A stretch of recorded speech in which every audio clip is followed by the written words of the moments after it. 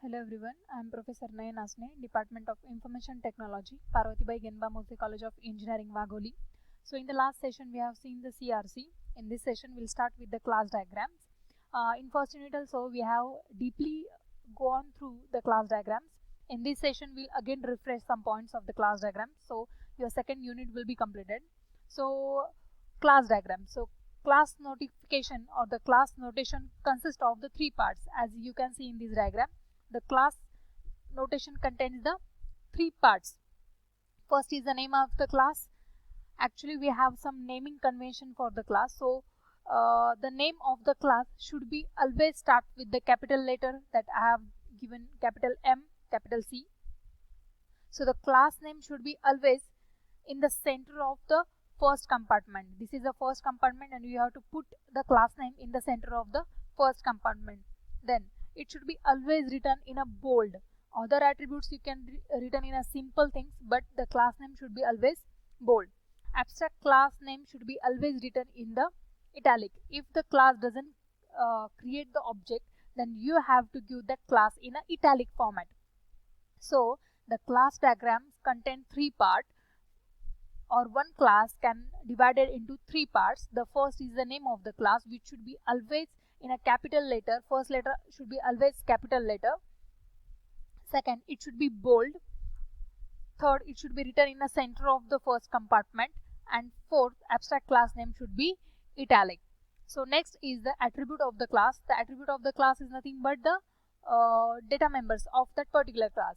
See, if you take the example of car, so C should be capital, which will be written in the middle of this section.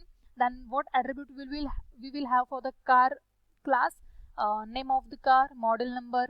Then name of the car will be in the string, model number will be varchar. Then or we can also say the model number will be in a string format, because it will be a combination of numbers and some characters or alphabets. Then again we'll have a color. Then we again will have a value.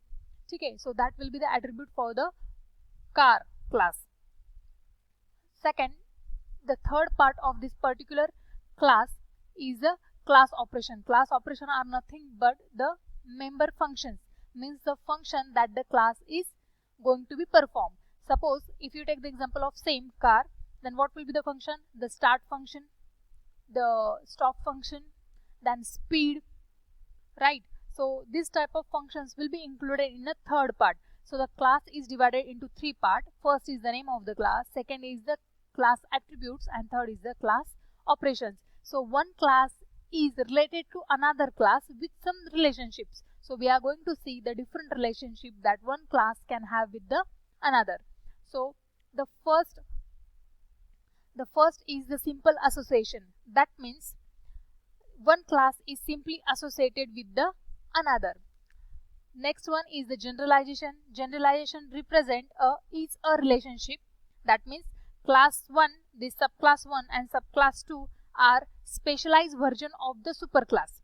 Okay, I am again repeating, class 1, subclass 1 and subclass 2 are specialized version variations or specialization of the superclass, and superclass is generalization of subclass 1 and subclass 2. That means whatever the function these two classes are having, we are generalizing in the superclass.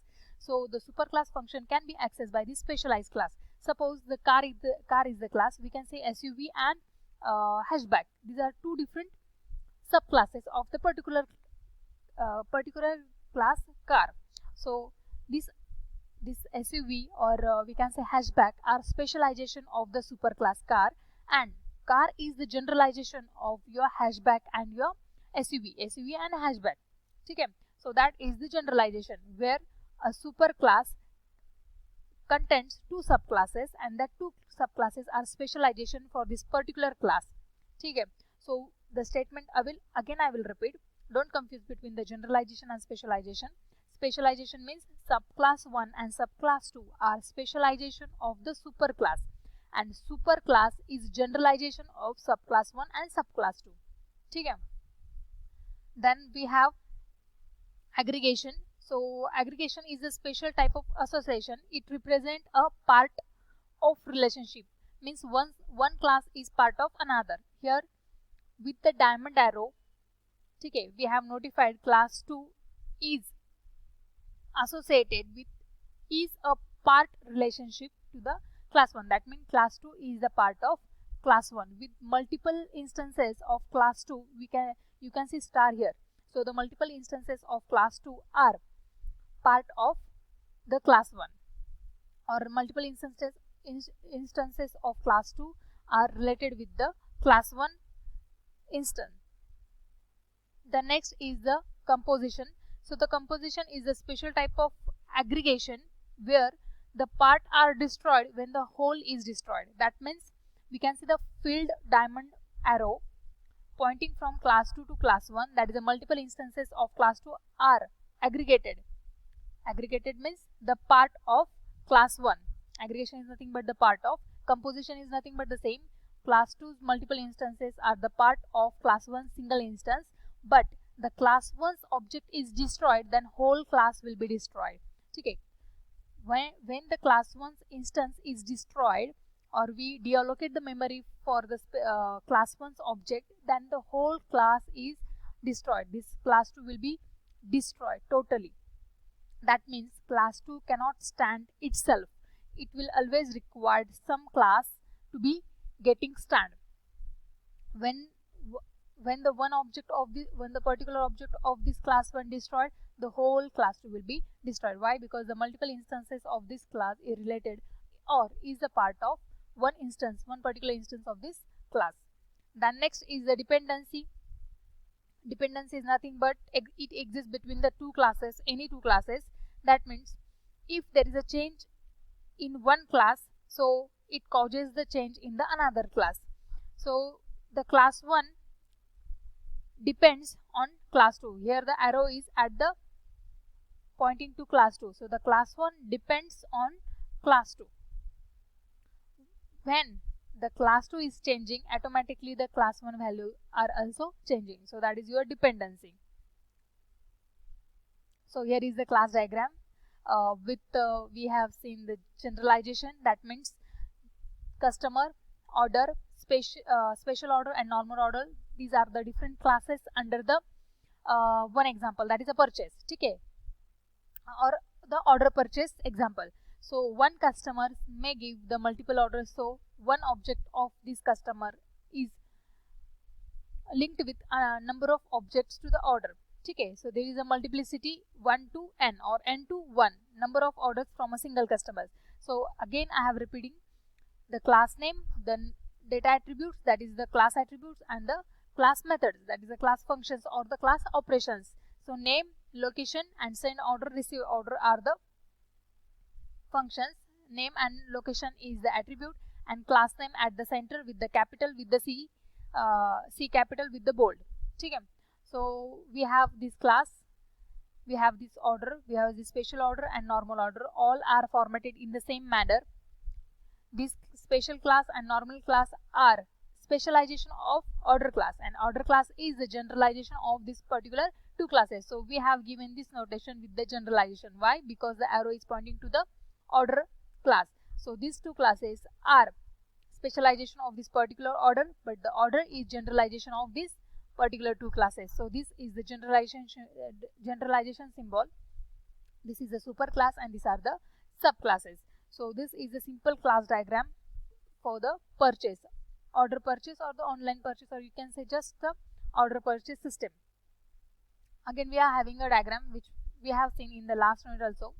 The different classes are there, different classes are having the different relationship. There is a dependency, window is dependent on the event class, then the shape having the composition with the window, then these are just the simple association. That means dialog box class is associated with the data control. Then this again is having the generalization with the window, that is console window. Okay.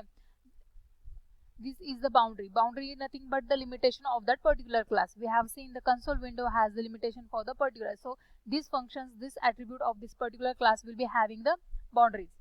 So these are different attributes. We have seen the operations means the member function, attributes means the data members. Okay, so all this relationship is better given in this class diagram. Okay, so in this with concluding this part, we have finished almost the unit 2. So one online session will be conducted soon, might be tomorrow, which we can solve the doubts. And if you have any doubts, you can just comment or you can ask in online section of the Zoom. You have to try the different ordering system or different systems for UML modeling, especially for the class and the CRC. I will also give the assignment. I will upload the assignment tomorrow, might be today or tomorrow. So go with that assignment, solve that assignments. If you have any problem, you can just ask me. In this part, in this way, we have finished our second unit. We'll start third very soon after the online session. Thank you.